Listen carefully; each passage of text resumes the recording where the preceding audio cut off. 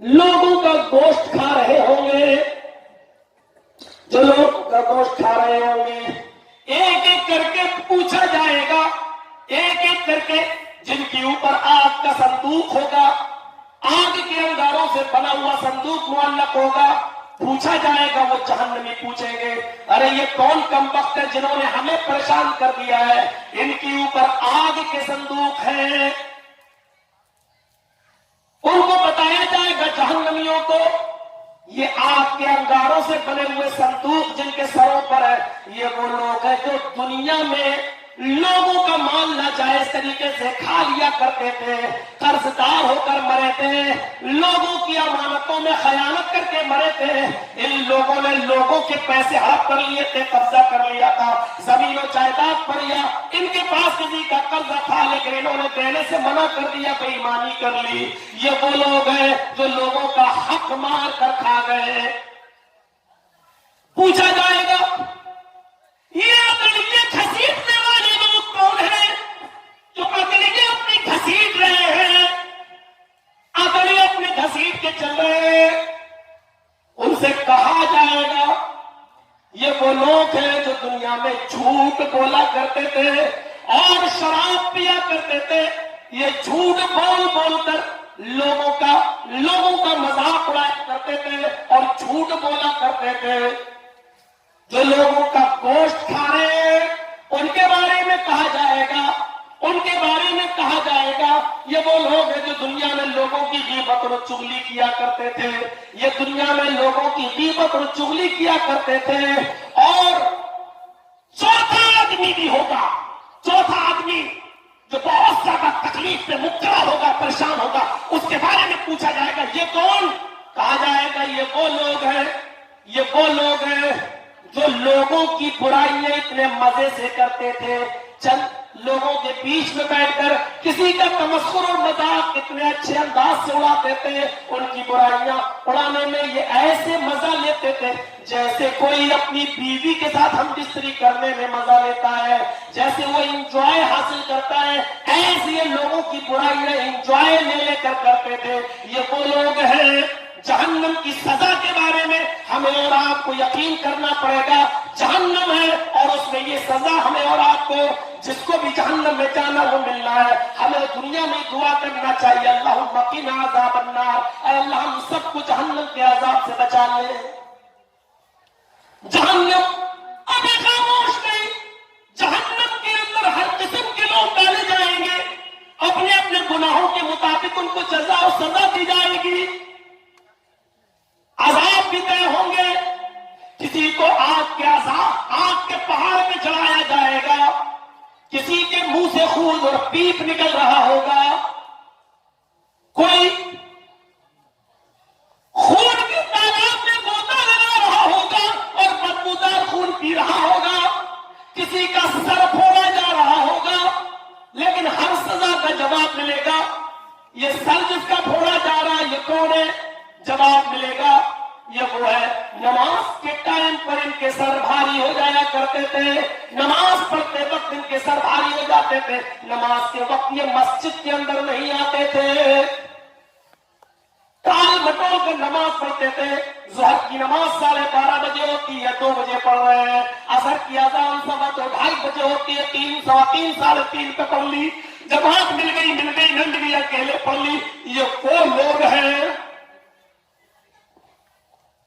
आपकी चटाई पर जिसको लिटाया जाएगा, जिसकी चर्बी उससे पिघल रही होगी और चर्बी के पिघलने से वो आग और भड़क रही होगी, पूछा जाएगा ये कौन लोग हैं? जवाब मिलेगा, ये दुनिया में अपने माँ बाप को रुलाने वाले लोग थे।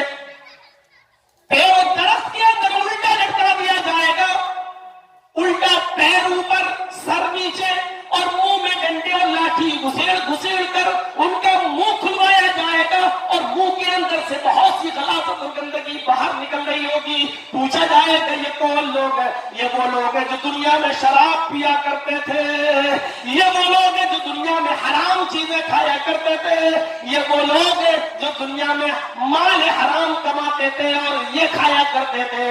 ये माल हराम खाने वाले लोग हैं।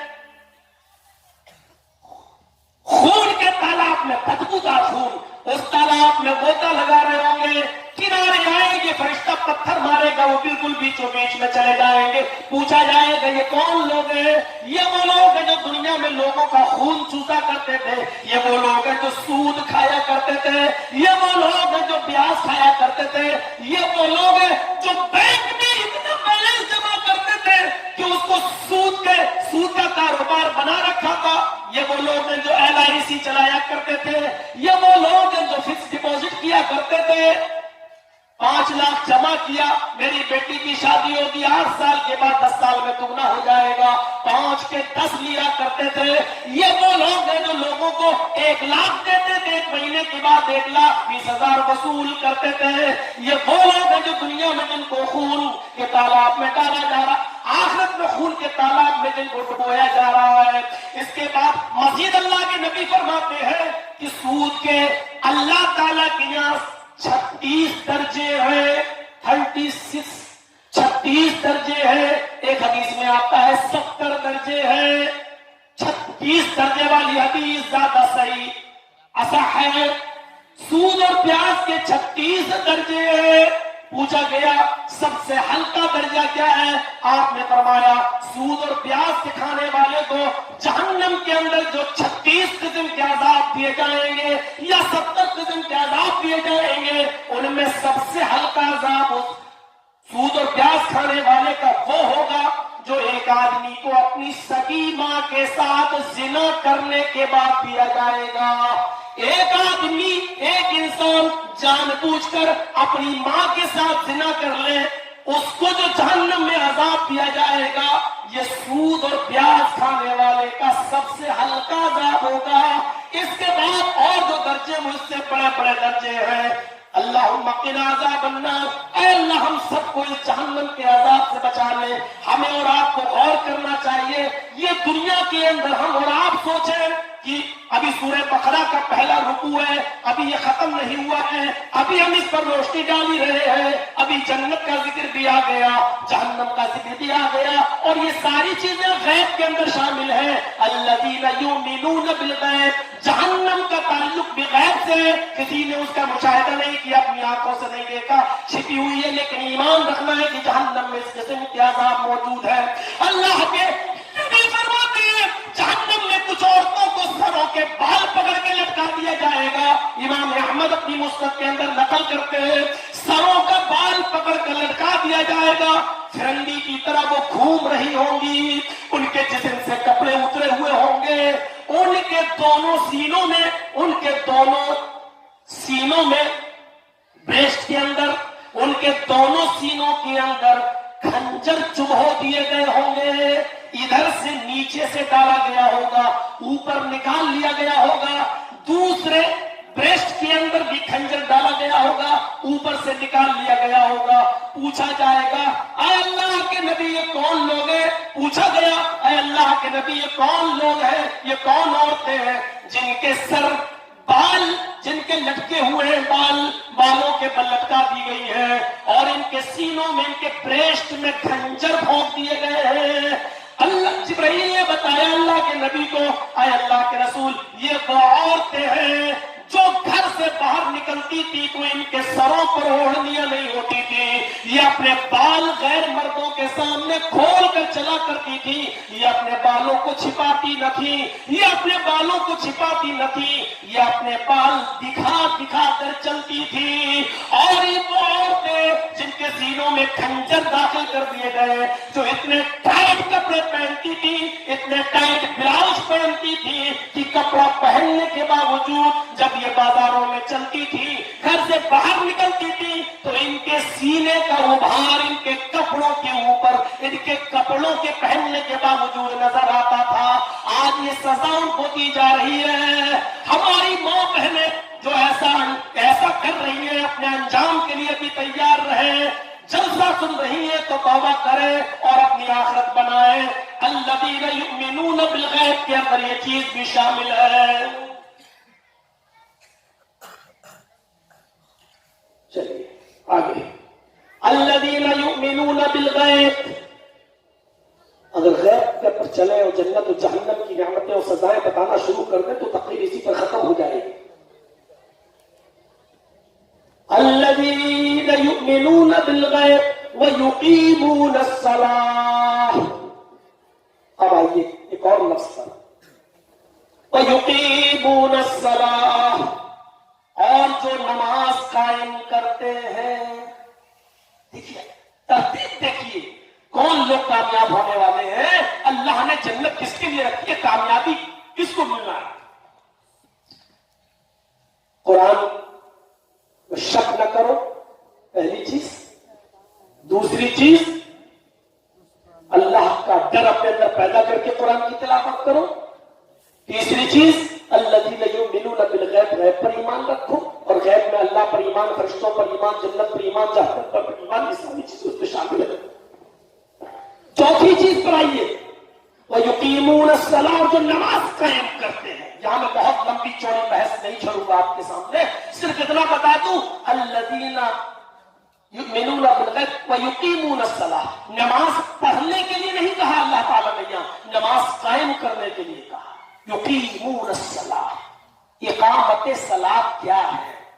نماز پڑھنا تو یہ بھی ہے کہ ہم صبح سے شام تک سفر میں تھے، گھر آئے، ٹرین میں موقع تھا نماز پڑھنے کا لیکن نہیں پڑھ سکے، اب گھر پہ آ کے صبح سے شام تک کی ساری چھوٹی ہوئی نمازیں پڑھ رہے ہیں.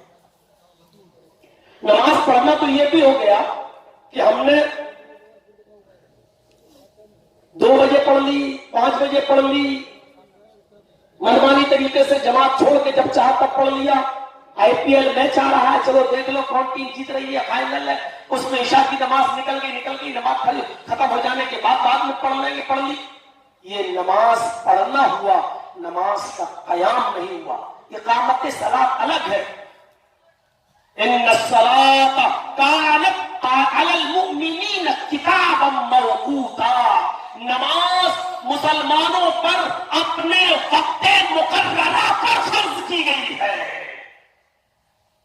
نماز کا ٹائم ٹیبل بھی وقت مقررہ وہی ہے جو جناب محمد رسول اللہ نے بتایا، نماز کو اس کے وقت پر پڑھنا ہے. انس ابن مالک بہت لمبی عمر پائے ہیں، حدیثوں کا انہوں نے مطالعہ کیا ہے. خلیفہ عمر ابن عبدالعزیز جب خلیفہ بنائے گئے تو نماز کے سلسلے میں حضرت انس ابن مالک نے خلیفہ عمر ابن عبدالعزیز سے مخالفت کی، اختلاف کیا. حضرت انس ابن مالک مسجد میں پہلے آ جایا کرتے تھے. ظہر کی اذان نہیں بھی ہوتی تھی تو نماز پڑھ کے وہ نکل جاتے تھے. عصر کی اذان ہونے سے پہلے نماز پڑھ کے نکل جاتے تھے. مغرب کی نماز عام طور پر اپنے وقت پر ہی ہوتی ہے، سورج غروب ہونے کے بعد. لوگوں نے انس ابن مالک کو جب نماز پڑھتے ہوئے دیکھا کہ یہ جماعت کے ساتھ نماز نہیں پڑھتے، یہ اکیلے آتے ہیں اور نماز پڑھ کے چلے جاتے ہیں، انہوں نے سوچا، لوگوں نے شاید ان کو عمر ابن عبدالعزیز کے پیچھے نماز پڑھنے میں اعتراض ہے، خلیفہ کے پیچھے نماز پڑھنے میں ان کو کوئی دقت ہے، ان کی شکایت کی جائے. مقدمہ خلیفہ کے دربار میں آتا ہے. عمر ابن عبدالعزیز خلیفہ ہے. جب خلیفہ کے دربار میں مقدمہ آتا ہے کہ حضرت انس ابن مالک آپ کے پیچھے نماز نہیں پڑھتے ہیں، تو انس ابن مالک کو بلایا گیا. خلیفہ نے فوراً کوڑے نہیں لگائے، مارنے کا حکم نہیں دیا. پہلے وجہ پوچھے، کیا بات ہے کہ آپ میرے پیچھے نماز نہیں پڑھتے، اکیلے پڑھ کے چلے جاتے ہو، جماعت کے ساتھ نماز نہیں پڑھتے، کیا بات ہے؟ تو خلیفہ عمر ابن عبدالعزیز نے پوچھا، اے انس ابن مالک، کیا مجھے جوا کھیلتے ہوئے دیکھا؟ نہیں. شراب پیتے ہوئے دیکھا؟ نہیں. کسی برائی کے اندر تم نے مجھے ملوث پایا؟ نہیں. کیا میں لوگوں کے درمیان عدل و انصاف نہیں کرتا؟ نہیں، ایسی بات نہیں ہے. مجھ سے کوئی شکایت ہے؟ کہ یہ بھی بات نہیں ہے. جب کوئی بات نہیں ہے تو تم میرے پیچھے نماز نہیں پڑھتے. میں نے سنا ہے کہ تم اذان سے پہلے مسجد میں آ جاتے ہو اور نماز پڑھ کے نکل جاتے ہو. اے انس ابن مالک، ایسا کیوں کرتے ہو تمہیں جماعت کا خیال نہیں ہے؟ تم پہلے کیوں آتے ہو اور نماز پڑھ کے مسجد سے کیوں نکل جاتے ہو؟ انس ابن مالک فرماتے ہیں، اے خلیفہ عمر ابن عبدالعزیز، میری آنکھیں محمد رسول اللہ کے نماز کے اوقات کو پہچانتی ہے. اللہ کے نبی نے ظہر کب پڑھی یہ میری آنکھوں نے دیکھا ہے. اللہ کے نبی نے عصر کب پڑھی یہ میری آنکھوں نے دیکھا ہے. حضرت محمد رسول اللہ نے مغرب کب پڑھی یہ میری آنکھوں نے دیکھا ہے. عشاء کب پڑھی میری آنکھیں جانتی ہے. فجر کب پڑھی ہے میری آنکھیں پہچانتی ہے. میں نے لمبی عمر پائی ہے, مجھے معلوم ہے اللہ کے رسول کا نماز کا وقت کیا ہے. اے عمر ابن عبدالعزیز, آپ سے مجھے کوئی شکایت نہیں ہے, لیکن جب آپ ظہر اس وقت پڑھتے ہیں جب اللہ کے نبی صلی اللہ علیہ وسلم کے ٹائم کے مطابق ہوتا ہے تو میں آپ کے پیچھے نماز پڑھ لیتا ہوں. عصر جب اس وقت پڑھتے ہیں جب نبی اکرم کے ٹائم کے مطابق ہوتی ہے تو میں آپ کے پیچھے نماز پڑھ لیتا ہوں. لیکن جب آپ ٹائم بدل دیتے ہیں اور لیٹ آتے ہیں تو اے خلیفہ, میں اس وقت میں نماز پڑھ کے چلا جاتا ہوں جس وقت نماز کا ٹائم ہو جاتا ہے, کیونکہ میری آنکھیں ظہر اثر مغرب عشاء فجر سب کے اوقات کو پہچانتی ہے. میں نہیں چاہتا کہ اپنی نماز اس ٹائم سے ہٹا دوں جس ٹائم جناب محمد رسول اللہ صلی اللہ علیہ وسلم کا نماز کا وقت ہے. میں اول وقت میں افضل وقت میں نماز پڑھنا بہتر سمجھتا ہوں, کیونکہ میری آنکھوں نے محمد رسول اللہ کے نماز کے وقت کو پہچانا ہے, جانتی ہے. یہ تھے انس بن مالک جو خلیفہ سے ٹکرا گئے اور خلیفہ کی خلافت کی پرواہ نہیں کی, سزا دو گے دو, لیکن خلیفہ کو بھی تبلیغ کر دی کہ آپ کی نماز کا وقت جب نبی اکرم کی نماز کے وقت سے میچ کھاتا ہے تو میں آپ کے پیچھے نماز پڑھ لیتا ہوں, اور جب آپ کا وقت نبی کے وقت سے میچ نہیں کھاتا تو پھر میں چھوڑ دیتا ہوں, خود نماز پڑھ کے نکل جاتا ہوں, پھر جماعت کی پرواہ نہیں کرتا. کیونکہ مجھے جماعت سے نماز پڑھنے سے بہتر لگتا ہے کہ رسول اللہ کے ٹائم کے مطابق نماز پڑھی جائے, اول وقت پر نماز پڑھی جائے. اور پوچھنے والے نے پوچھا تھا اللہ کے نبی سے ای الاعمال افضل, سب سے اچھا عمل کون سا ہے؟ تو اللہ کے رسول نے یہی کہا تھا صلاۃ لوقتہا, نماز کو اس کے اول وقت میں پڑھنا, اس کے اصل وقت میں پڑھنا, یہ سب سے اچھا عمل ہے. اس لیے میں اول وقت میں نماز پڑھ کے نکل جاتا ہوں. میرے بھائیوں, اپنی مسجدوں کو اول وقت سے کہ نماز سے مزین کیجیے, اول وقت میں نماز پڑھنے کو لاگو کیجیے. یہ الذین یقیمون الصلاۃ, نماز قائم کرتے ہیں. قاضی شریح بہت بڑے قاضی تھے, حضرت علی نے ان کو قاضی بنایا تھا, کوفہ کے قاضی تھے, انصاف کرنے والے جج, آج کل کے ججوں کی طرح نہیں. سینکڑوں پترکار جیلوں میں سڑ رہے ہیں, ان کی سنوائی نہیں ہوتی. ایک چمچے کی سنوائی سب سے پہلے ہو جاتی ہے, کیونکہ وہ انٹرنیشنل کتے سے بھی اچھا بھونک لیتا ہے. اس کی سنوائی پہلے ہو جاتی ہے. کشمیر سے دھارا 370 ہٹی, وہ پینڈنگ ہے, اس پر سنوائی نہیں ہوگی. سی اے اور این آر سی پر کورٹ میں عرضیاں داخل ہیں, اس پہ سنوائی نہیں, لمبت ہے. لیکن اس انٹرنیشنل کتے کی سنوائی کے لیے جس دن کورٹ بند بھی ہوتی ہے اس دن اسپیشلی طور پر کھلوائی جاتی ہے اور سنوائی ہوتی ہے. یہ رہ گئی آج ہمارے نیائے پالکا کی ویوستھا, یہ ہے آج ہمارے یہاں کا سنویدھان, اور یہ ہے آج ہمارے یہاں کی نیائے پالکا. میرے بھائیوں, ذرا تصور کرو حضرت عمر فاروق کی نیائے پالکا سے اور اس نیائے پالکا کا اگر تعلق جوڑا جائے تو کیا نکلے گا, کیا نکلے گا. اور جب کسی شرابی بڈھے کو پکڑا تھا حضرت عمر کا شراب پیتے ہوئے رات کی تاریکی میں, اور گانے والی اس کے ساتھ تھی, رقاصہ ناچنے والی, تو کہا بوڑھے آج میں نے تمہیں رنگے ہاتھ پکڑا ہے. دیوار کے اوپر سے چھلانگ لگا کر کود گئے حضرت عمر. تو اس بوڑھے نے کہا تھا عمر میں مانتا ہوں کہ میں مجرم ہوں, میں مانتا ہوں کہ میں نے شراب پی ہے, میں مانتا ہوں کہ میں رقاصہ ڈانسر ناچنے والی کو اپنے ساتھ لیے ہوئے ہوں, لیکن اگر میں نے غلطی کی ہے تو آپ نے بھی غلطی کی ہے. اللہ کے رسول فرماتے ہیں کہ جب کسی کی کھڑکیاں دروازے بند ہو تو اس کے گھر کی جاسوسی مت کرو. جب میرے دروازے اور کھڑکیاں بند تھی تو آپ نے میرے گھر کی جاسوسی کیوں کی؟ اللہ کے نبی فرماتے ہیں کہ جب کسی کے گھر میں داخل ہو تو اس کی اجازت لے کر آؤ.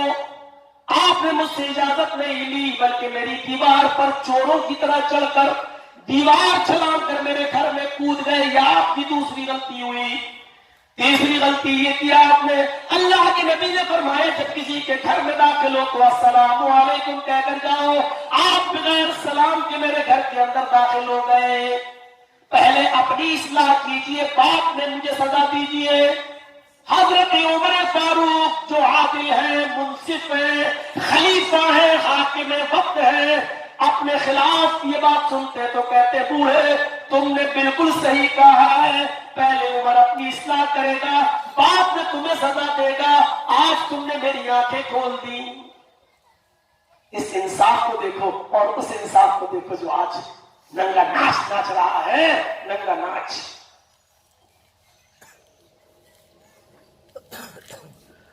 الذین یقیمون الصلاۃ, جو نماز قائم کرتے. قاضی شریح کو بنایا گیا, حضرت علی نے بنایا. قاضی شریح کا بیٹا جس مدرسے میں پڑھتا تھا, قاضی شریح کا بیٹا جس مدرسے میں پڑھتا تھا اس مدرسے سے نکلا اور بال بنوانے کے لیے, بال کٹوانے کے لیے کسی حجام کی دکان پر چلا گیا. اس حجام کی دکان پر ایک حجام, ایک نائی کسی اور کے بال بنا رہا تھا. اتنے میں اذان کی آواز آئی. جب تک اذان مکمل ہوئی تب تک یہ آدمی ہٹ گیا اور قاضی شریح کا بیٹا حجام سے اپنے بال کٹوانے لگا. جب تک اس سے بال کٹتے تب تک جماعت ہو گئی مدرسے میں.